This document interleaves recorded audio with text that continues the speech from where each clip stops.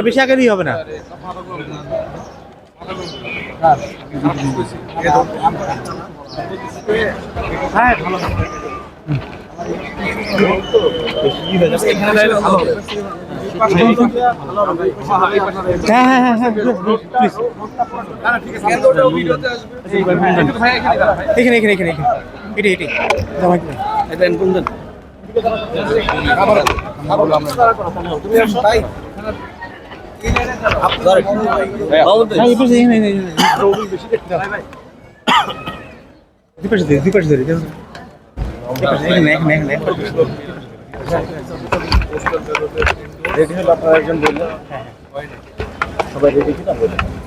সবাই রেডি হয়ে থাকে।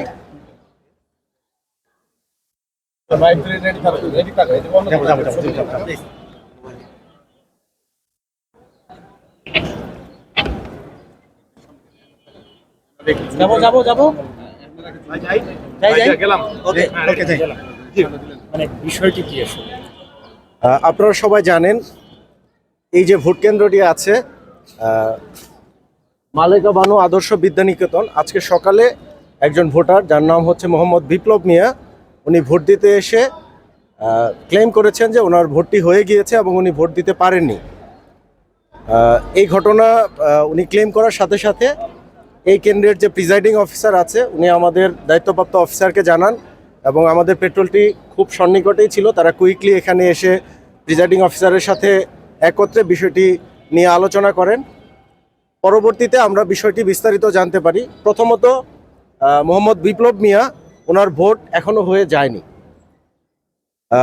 ইলেকশন অফিস থেকে যেই লিস্টটি প্রদান করা হয়েছে, লেটেস্ট আপডেটেড যে লিস্টটি প্রদান করা হয়েছে, সেখানে দেখা যাচ্ছে মোহাম্মদ বিপ্লব মিয়া উনি পোস্টাল ব্যালটের জন্য আবেদন করেছেন এবং এই কেন্দ্রে ওনার যেই নির্ধারিত ভোট সেটি অসম্পন্ন দেখাচ্ছে, অর্থাৎ ওনার এগেনস্টে কেউ কোনো ভোট প্রদান করেননি।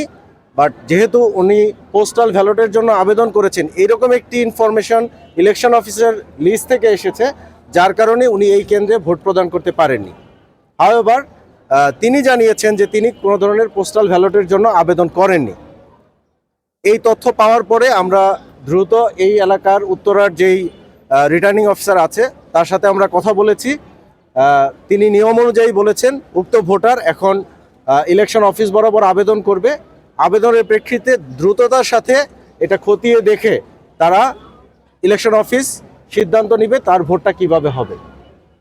এই বিষয়টি আপনাদেরকে জানানোর জন্য যে ওনার ভোট এখনও কাস্টিং হয়নি, বাট যেহেতু পোস্টাল ব্যালটের আবেদন ওনার লিস্টের এগেনস্টে দেখানো হয়েছে, এই কারণে উনি সকালবেলা ভোট প্রদান করতে পারেননি। হাওয়েভার ওনার ভোট প্রদানের বিষয়টি ইলেকশন অফিস ব্যবস্থা গ্রহণ করছে। তাহলে আবেদনটা কে করলো? উনি করেনি, তাহলে আবেদনটা কিভাবে গেল? এই বিষয়টি ইলেকশন অফিসকে আমরা জানিয়েছি, তারা এই বিষয়টি খতিয়ে দেখবেন। যদি কোনো ধরনের কোনো ভুলভ্রান্তি হয়ে থাকে সেটার দ্রুত ব্যবস্থা নিয়ে ওনার ভোট প্রদানের জন্য ব্যবস্থা গ্রহণ করবেন বলে ইলেকশন অফিস থেকে আমাদেরকে জানিয়েছে। এখন পর্যন্ত কোনো কেন্দ্রে তেমন কোনো সহিংস ঘটনা ঘটেনি বা কেন্দ্র দখল নিয়ে কোনো বিষয় নিয়ে, যদি এরকম কিছু হয় সেনাবাহিনী জিরো টলারেন্সে থাকবে কিনা ব্যবস্থা? ঢাকা 18-র কোনো আসনে এখন পর্যন্ত কোনো ধরনের কোনো সহিংসতার ঘটনা ঘটেনি। আমরা সর্বোচ্চ ব্যবস্থা নিয়েছি, আমাদের ট্রুপস কনসেন্ট্রেশন প্রত্যেকটা ভোট কেন্দ্রের সাথে আছে এবং যে কোনো ধরনের সহিংসতা ঘটনায় অথবা যে কোনো ধরনের অপ্রীতিকর পরিস্থিতি হলে বাংলাদেশ সেনাবাহিনী সর্বোচ্চ ব্যবস্থা গ্রহণ করবে এবং ইনশাআল্লাহ সর্বোচ্চ ব্যবস্থা গ্রহণ করে জাতিকে একটি সুন্দর, সুষ্ঠু এবং উৎসবমুখর ভোট বাংলাদেশ সেনাবাহিনী প্রদান করবে ইনশাআল্লাহ। এখন পর্যন্ত তেমন কিছু লক্ষ্য করেছেন কিনা বা ব্যবস্থা নিয়েছেন? এখন পর্যন্ত ঢাকা 18 আসনের কোনো ভোট কেন্দ্র থেকে আমরা এই ধরনের কোনো কমপ্লেন পাইনি। আমাদের পেট্রোল সার্বক্ষণিক প্রতিটি ভোট কেন্দ্রে যাচ্ছে এবং প্রত্যেক ভোট কেন্দ্রের যে প্রিজাইডিং অফিসার আছে এবং ভোট কেন্দ্রে অবস্থিত যে আইন শৃঙ্খলা বাহিনীর সদস্য যারা আছে তাদের সাথে আমাদের সার্বক্ষণিক যোগাযোগ আছে। এখন পর্যন্ত ঢাকা 18-র কোনো আসনে কোনো ধরনের কোনো ভোট কেন্দ্রে কোনো ধরনের কোনো বিশৃঙ্খলা সৃষ্টি হয়নি। একটা প্রশ্ন ছিল একটা প্রশ্ন ছিল, সেটা হচ্ছে ওই বেশ কয়েকটা কেন্দ্রে, বিশেষ করে উত্তর হাই স্কুল সহ বেশ কয়েকটা কেন্দ্রে আমরা দেখেছি যে ভোটাররা আগে ইলেকশন কমিশনের দেওয়া যে স্লিপ, মানে ওদের অ্যাপসে যে নাম্বার, সেই সিরিয়াল অনুযায়ী তারা ভোট কেন্দ্র খুঁজে পাচ্ছেন না। সেই বিষয়গুলিকে নিয়ে আপনারা কিভাবে ডিল দেখতেছেন? আসলে আপনাদের কাছে তেমন কি পরিমাণ অভিযোগ আসছে বা এটা কিভাবে দেখছেন? এই ধরনের অভিযোগ একেবারেই কম। অনেকেই হয়তোবা তার নির্দিষ্ট ভোট কেন্দ্রটি কোথায় হবে এটা আগে থেকে চিন্তা করেননি বা তথ্য সংগ্রহ করেননি। আমাদের টিম বাইরে আছে, এছাড়াও ভলান্টিয়াররা আছে, বিভিন্ন রাজনৈতিক দলের যারা ভলান্টিয়ার আছে তারা সুন্দরভাবে তাদেরকে গাইড করেছে।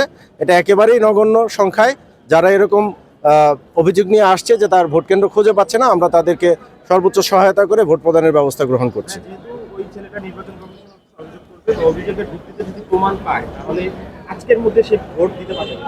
অবশ্যই আজকের মধ্যে সে ভোট প্রদান করতে পারবে। তিনি অলরেডি আমরা যোগাযোগ করে দিয়েছি রিটার্নিং অফিসারের সাথে, এবং এটা দ্রুততার সাথে দেখে তারা ব্যবস্থা গ্রহণ করবে।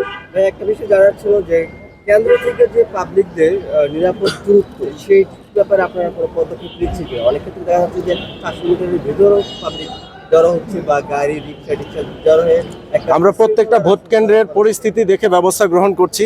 কোনো কোনো ভোট কেন্দ্রে ভোটারের সংখ্যা অনেক বেশি, তারা ভোট দিতে আসছে, সে কারণে অনেক সময় দেখা যাচ্ছে ভোট কেন্দ্রের সামনে অনেক ভোটাররা আছে, আমরা তাদেরকে সুশৃঙ্খলভাবে ভোট প্রদান করার জন্য উৎসাহ প্রদান করছি।